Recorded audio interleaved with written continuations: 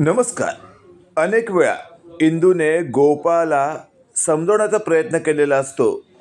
आपण गोपाळसाठी आपल्या घरात जी बाई आणली आहे ना, ती गोपाळसाठी योग्य नाही आहे.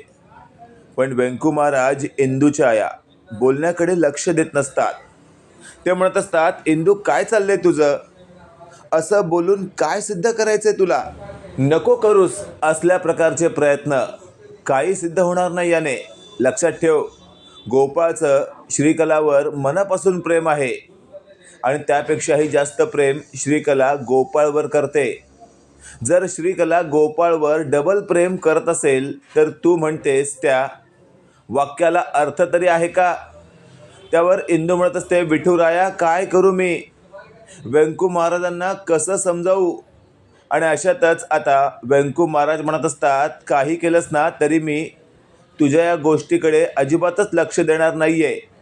कारण तुझ्या या गोष्टीकडे जर मी लक्ष दिलं तर लवकरच मी माझ्या मुलाचा सुखाचा संसार होताना पाहू शकणार नाही. अशातच आता व्यंकू महाराज त्यांना एका ठिकाणी जायचं असतं, तिथे निघून गेलेले असतात. इंदू मात्र हताश बसलेली असते. अशातच आता ती स्वतःशी बोलत असते, व्यंकू महाराज, मीही तुमचीच शिष्य आहे. तुम्हाला माझी गोष्ट समजावून देण्यासाठी मला आता तुमच्या परीनेच काहीतरी पर्याय शोधावा लागेल. अशातच आता इंदू देखील काही ना काही डोकं लढवत असते. इकडे आपण पाहतोय, इंदू व्यंकू महाराजांना श्रीकलाच्या विरोधात भडकवताना श्रीकलाने लांबूनच पाहिलेलं असतं. श्रीकला स्वतःशी बोलत असते, शहाणपणा करतेस काय? सगळ्यांसमोर तर तुला मी इंदुताई इंदुताई अशी हाक मारते. तुझी ही ताईगिरी लवकरच आता नाही बंद केली ना तर नावाची श्रीकला नाही. खूपच मस्ती आहे तुला. माझ्या पाठीमागे माझ्याच फाटीत खंजीर खुपसण्याचं काम करतेस काय? बघ तू कशी अवस्था करते तुझी मी. असं आता थेट ही जी श्रीकला असते ती स्वतःशी बोलत असते. त्याच वेळेला रत्नाचा फोन श्रीकला आलेला असतो. श्रीकला लगेचच तो रिसीव्ह करते. रत्ना म्हणत असते, काय गे, आहेस कुणीकडे? ये लवकर, खूप मोठा घोळ झाला आहे. हे वाक्य ऐकल्यावर श्रीकला म्हणत असते, घोळ? अगं कसला घोळ? त्यावर रत्ना म्हणत असते, आधी तू इथे ये. मी तुला असं फोनवर काही सांगू शकत नाही. त्यावर श्रीकला म्हणत असते, ठीक आहे येते. आणि तेवढ्यात श्रीकला घरातून बाहेर पडण्याची तयारी करत असते. हे सगळं इंदूने बरोबर हेरलेलं असतं. इंदू स्वतःशी बोलत असते, हीच ती वेळ. आत्ता मला या वेळेचा बरोबर उपयोग करून घेता येईल. नक्की श्रीकला काहीतरी कांड करायला चालली आहे. घरातून बाहेर पडते याचा अर्थ ती त्या ठिकाणी पोहोचणार जिथे त्या रत्नाबरोबर ही काही काळी कांडी करते. अशातच आता श्रीकला घरातून बाहेर पडली आहे हे इंदूने पाहिल्यावर इंदू देखील तिच्या मागावर असते. श्रीकला एका चौकात थांबते आणि हळूच मान वळवून पाठीमागे कोणी येत तर नाही आहे ना याचा एक अंदाज घेत असते. जेव्हा तिला खात्री होते नाही कोणीच येत नाही आहे आणि ती मग 4 पावलं आणखी पुढे जाते. इंदूलाही लक्षात आलेलं असतं, पाठीमागे श्रीकलाचं बारीक लक्ष आहे. मला जरा जपून तिचा पाठलाग करावा लागणार आहे. अशातच आता श्रीकला शेवटी त्या ठिकाणी पोहोचते ज्या ठिकाणी तिला जायचं असतं आणि अशातच इंदू ती देखील तिथेच पोहोचते. श्रीकला रत्नाच्या रूममध्ये शिरलेली असते. रत्ना म्हणत असते, काय गे श्रीकला, तुझ्या मागे कोणीतरी आहे अशा पद्धतीने का पळत आलीस तू? त्यावर श्रीकला म्हणत असते, अगं रत्ना, तुला काय वाटतंय, आपण जे काही करतो त्यावर लोकांचं लक्ष नसतं का? लक्षात ठेव, काही जण आपल्या मागावर देखील असू शकतात. त्यावर लगेचच आता रत्ना म्हणत असते, ते जाऊ दे, मी काय सांगते ते नीट ऐक. आपल्यावर बहुतेक नक्कीच कुणीतरी लक्ष ठेवून आहे. काल रात्री मी इकडे काही ना काही करत होते, त्यावेळेला कुणीतरी इथे खुरापाट्या करत होतं. मला वाटतं समोरच्याने व्हिडिओ बनवून नेला आहे. हे वाक्य ऐकल्यावर श्रीकला म्हणत असते, अगं बावट आहेस का तू? जे काही करत होतेस त्यावेळेला पडदे लावले नव्हतेस का? त्यावर रत्ना म्हणत असते, अगं लावले होते, पण बाय चान्स एखादा पडदा राहिला असेल तर त्यावर श्रीकला म्हणत असते, मग मेलीस तू, कर्मात मेलीस. लक्षात ठेव, जर हे प्रकरण बाहेर गेलं ना तर आपण कुठेच तोंड दाखवायच्या लायकीचे राहणार नाही. आणि लक्षात ठेव, जर उद्या पोलिसांची धाड पडली ना तर मी क्लिअर सांगेन, या रत्नाशी माझा काही संबंध नाही आहे, उचला हिला. त्यावर रत्ना म्हणत असते, श्रीकला जास्त शहाणपणा करू नकोस. जर तू उद्या मला एकटं पाडणार असशील ना तर मी देखील तुला अडकवल्याशिवाय राहणार नाही. मीही जगाला ओरडून सांगेन की तू आत्तापर्यंत काय काय केलंयस. त्यावर श्रीकला रत्नाचा गळा धरते. श्रीकला म्हणत असते, गप्पा बस, काही काय बोलतेस तू. अगं जरा तरी डोकं चालव.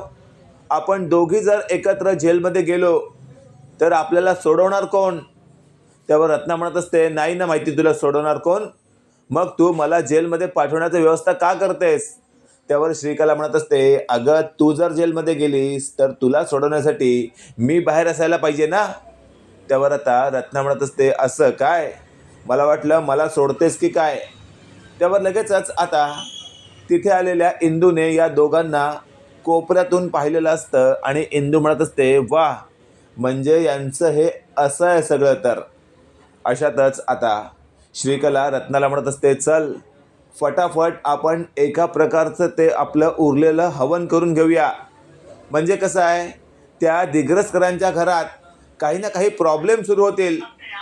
त्यावर लगेचच आपण पाहतोय इंदूने आपला व्हिडिओ ऑन केलेला असतो, ज्या व्हिडिओमध्ये तिला सगळं काही रेकॉर्ड करायचं असतं. इकडे रत्ना आणि श्रीकला त्या काळ्या जादू करण्यासाठी बसलेल्या असतात. रत्नाने ते हवन पेटवलेलं असतं. अशातच आता श्रीकला आणि रत्ना काही मंत्र बोलत असतात. मध्येच इंदूला वाटत असतं, आपण यावेळी व्यंकू महाराजांना इथे बोलवलं पाहिजे. व्यंकू महाराज स्वतःच्या डोळ्यांनी पाहतील, त्यावेळी त्यांना कळेल मला काय म्हणायचं होतं. अशातच आता इंदूने व्यंकू महाराजांना कॉल लावलेला असतो. व्यंकू महाराज कॉल उचलतात. इंदू म्हणत असते, व्यंकू महाराज आत्ताच्या आत्ता मी सांगते त्या ठिकाणी या. त्यावर व्यंकू महाराज म्हणत असतात, अगं नाही, अजिबात नाही, मी आता तू सांगशील त्या ठिकाणी येणार नाही. मला माहिती आहे पुन्हा पुन्हा मला तू तेच ऐकवणार. त्यावर इंदू म्हणत असते, नाही नाही व्यंकू महाराज, मी तुम्हाला काही एक ऐकवणार नाही आहे, तर समोरासमोर सगळं काही दाखवणार आहे. त्यावर व्यंकू महाराज म्हणत असतात, म्हणजे नेमकं तू काय दाखवणार आहेस. त्यावर इंदू म्हणत असते, म्हणून तर सांगते तुम्हाला, मी ज्या ठिकाणी तुम्हाला बोलवत आहे त्या ठिकाणी आत्ता लगेच या. त्यावर व्यंकू महाराज म्हणत असतात, ठीक आहे, एक गोष्ट लक्षात ठेव, तू बोलतेस म्हणून मी येतोय, पण माझा तिथे पचका करू नकोस. त्यावर आता इंदू म्हणत असते, फक्त वेळेत पोहोचा. त्यावर आता व्यंकू महाराज म्हणत असतात, हो. आता व्यंकू महाराज त्या ठिकाणी यायला निघालेले असतात आणि वाटेतच त्यांना गोपाळ भेटतो. गोपाळ म्हणत असतो, बाबा कुठे निघाला तुम्ही.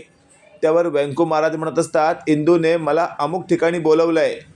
त्यावर लगेचच आता गोपाळला काही त्रास होत असतो. त्यावर व्यंकू महाराज म्हणत असतात, अरे त्रास कसला होतोय तुला. त्यावर गोपाळ म्हणत असतो, माहीत नाही, पण माझ्या मानेला कुणीतरी आवळतंय असं वाटतंय मला. त्यावर व्यंकू महाराज म्हणत असतात, अरे असं काय असेल तर चल आपण डॉक्टरांकडे जाऊया. त्यावर गोपाळ म्हणत असतो, बाबा विसरताय का तुम्ही, मी स्वतः डॉक्टर आहे. त्यावर व्यंकू महाराज म्हणत असतात, अरे तू स्वतः डॉक्टर आहेस, पण आता जर तुला त्रास होत असेल तर तुला दुसऱ्या डॉक्टरांकडे जाण्याची गरज आहे की नाही. तेवढ्यात गोपाळ तिथे रस्त्यावर आडवा पडतो.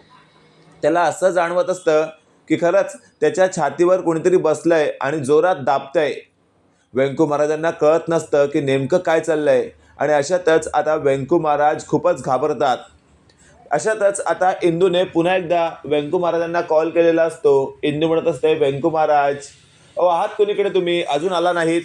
त्यावर व्यंकू महाराज म्हणत असतात, अगं इंदू, गोपाळ मला इथे रस्त्यात भेटलाय, पण त्याला प्रचंड त्रास होतोय, कोणीतरी त्याचा गळा आवळतंय, त्याच्या छातीवर बसले असं त्याला वाटतंय.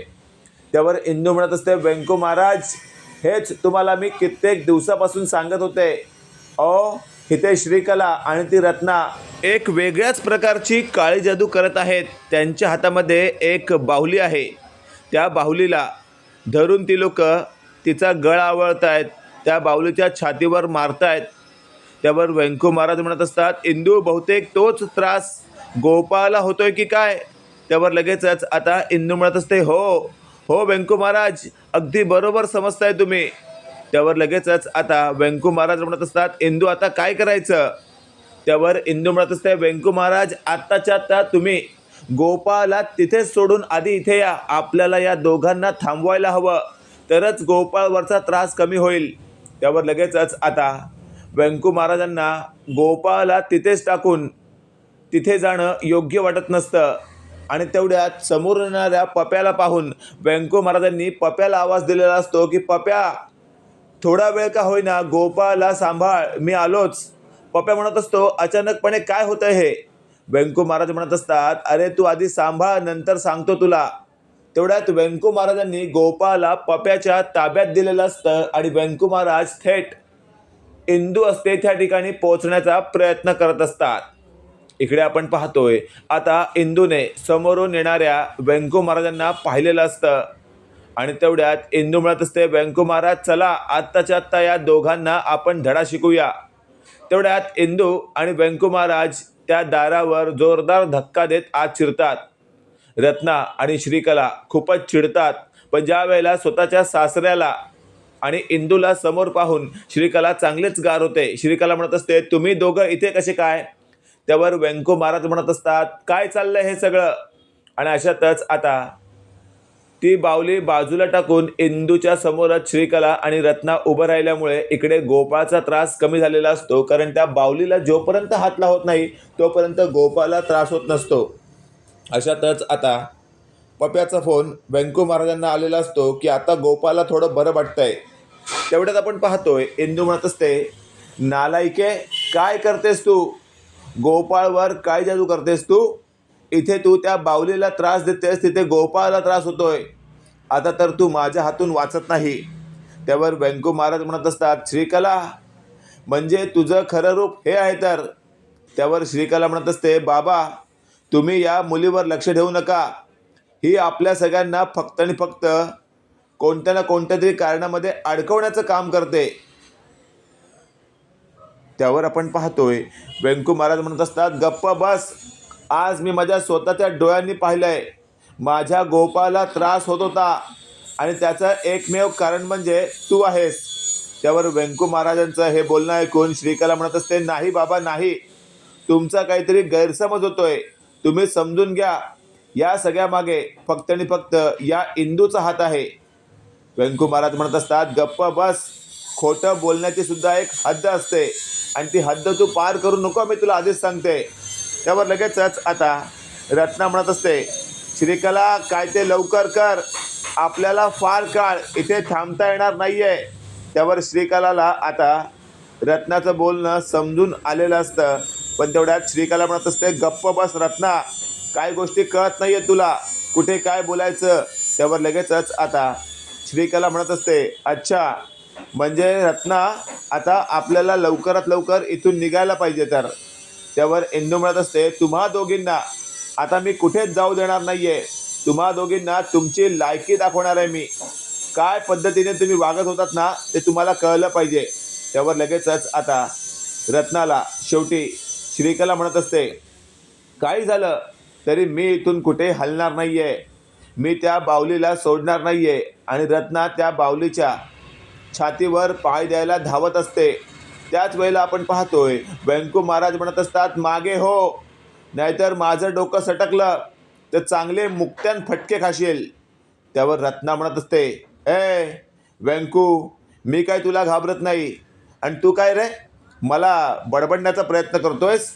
एक गोष्ट लक्षात ठेव, माझं टाळकं सटकलं ना तर मी काय करीन सांगता येत नाही. त्यावर व्यंकू महाराज म्हणत असतात, तू काय करशील ना याच्याशी मला काय घेणं देणं नाही आहे, तू इथून चालती पड. त्यावर श्रीकलाचा हात धरून व्यंकू महाराज आणि इंदू तिला बाहेर खेचत असतात, कारण श्रीकलाशिवाय ती काळी जादू पूर्ण होऊ शकत नसते, कारण रत्ना एकटीने ती काळी जादू करू शकत नसते. श्रीकला म्हणत असते, माझा हात सोडा. त्यावर व्यंकू महाराज म्हणत असतात, गप्प बस, नालायकगिरी करू नकोस, थोडी तरी लाज वाटली पाहिजे तुला, कोणाशी कसं वागायचं. त्यावर श्रीकला म्हणत असते, मी काही चुकीचं वागत नाही आहे. त्यावर आता इंदू म्हणत असते, थांब दाखवते तुला नेमकं तू काय वागली आहेस. आणि अशातच आपण पाहतोय आता रत्नाने श्रीकलाला थांबवण्यासाठी एक दांडका उचललेला असतो. त्या दांडक्याने ती आता इंदूवर प्रहार करणार असते, पण वेंकू महाराजांनी मध्ये पडत तो दांडका स्वतःवर झेललेला असतो आणि मग त्याच दांडक्याने आता त्या रत्नावर त्याने तो दांडका भिरकवलेला असतो. रत्ना आता जागीच खाली पडते. श्रीकला म्हणत असते, अगं कशाला नको तो पराक्रम करतेस? या इंदूपुढे टिकणं तेवढं साहसीपणे काम नाही आहे. मग इंदूने देखील आता तो दांडका उचललेला असतो. एक दांडका श्रीकलाच्या कमरेत हाणलेला असतो आणि एक त्या रत्नाच्या. आणि तेवढंच आपण पाहतोय आता पप्याने गोपाळला कसंबसं इंदूने सांगितलेल्या ठिकाणी आणलेलं असतं. गोपाळ त्या ठिकाणी पोचताच श्रीकलाचं खरं रूप पाहतो आणि त्याला देखील खूप मोठा धक्का बसतो. गोपाळ म्हणत असतो, म्हणजे श्रीकला खरंच काळी जादू करणाऱ्या एका वेगळ्याच वेशातून आहे तर? त्यावर इंदू म्हणत असते, तेच तर मी तुला किती दिवस सांगण्याचा प्रयत्न करत असतो की या श्रीकलाच्या नादी लागू नको, ही दिसते तशी नाही आहे. त्यावर आता गोपाळ म्हणत असतो, इंदू थँक्यू सो मच, मला शेवटी तू एका भ्रम संकटातून वाचवलं आहेस. त्यावर लगेचच आपण पाहतोय इंदूचं हे चांगलं रूप आता गोपाळसमोर उघड झालेलं असतं, ज्यामुळे गोपाळचं भवितव्य आता अंधारात नसणार असतं. त्यावर लगेचच आता वेंकू महाराज म्हणत असतात, गोपाळ खरं तर एक गोष्ट तुला मानायला हवी. आज इंदू जर तुझ्या बाजूने ठाम उभी नसते तर खरंच एवढ्या मोठ्या संकटातून तुझं वाचणं शक्य होतं का? त्यावर गोपाळ म्हणत असतो, बाबा इंदू खरंच खूप चांगली आहे. आपणच तिला हलक्यात घेतो, आपणच तिच्यावर नको तो विचार करतो, पण इंदू आहे म्हणूनच आपण दिग्रसकर आज ताठ मानेने उभा आहोत. त्यावर लगेचच आता श्रीकलाला खूप राग येतो. श्रीकला म्हणते, बस करा हिचं कौतुक, जास्त कौतुक मला हिचं ऐकायचं नाही आहे. त्यावर लगेचच आपण पाहतोय श्रीकलाला शेवटी आता गोपाळने असं म्हटलेलं असतं, यापुढे माझा तुझा संबंध संपला. तू जर पुन्हा माझ्या वाटेला किंवा माझ्या जवळ येण्याचा प्रयत्न केलास ना तर लक्षात ठेव, काठी काढीन आणि त्या काठीने तुला झोडून काढीन. हे वाक्य ऐकल्यावर मात्र आता श्रीकला म्हणत असते, गोपाळ असं नको बोलूस, तुझ्याशिवाय माझं काय आहे? त्यावर आता गोपाळ म्हणत असतो, काय आहे? त्यापेक्षा तू आणि मी आपण दोघे कायमस्वरूपी वेगळं आहोत हेच लक्षात ठेव. वेंकू महाराज म्हणत असतात, गोपाळ आता कुठे तू बरोबर बोलतोयस, आणि एकच गोष्ट लक्षात ठेव, मला पुन्हा या श्रीकलाचं थोबाड पाहायचं नाही आहे, तर काय ते तू करून घे. त्यावर आता गोपाळ म्हणत असतो, अगदी बरोबर बोलताय, मलाही अजिबात या श्रीकलाचं थोबाड पाहायचं नाही आहे. आणि त्यानंतर गोपाळ, इंदू आणि वेंकू महाराजांनी श्रीकलाला पोलिसात देण्याचा प्रयत्न केलेला असतो, पण श्रीकला खूप रडारडी करत असते आणि मग शेवटी तिला पोलिसात देण्याचा कार्यक्रम तिथेच थांबवण्यात आलेला असतो. मित्रांनो, आजचा भाग तुम्हाला कसा वाटला कमेंट करून नक्की कळवा आणि असेच नवनवीन अपडेट पाहण्यासाठी व्हिडिओला लाईक आणि चॅनलला नक्की सबस्क्राईब करा. धन्यवाद.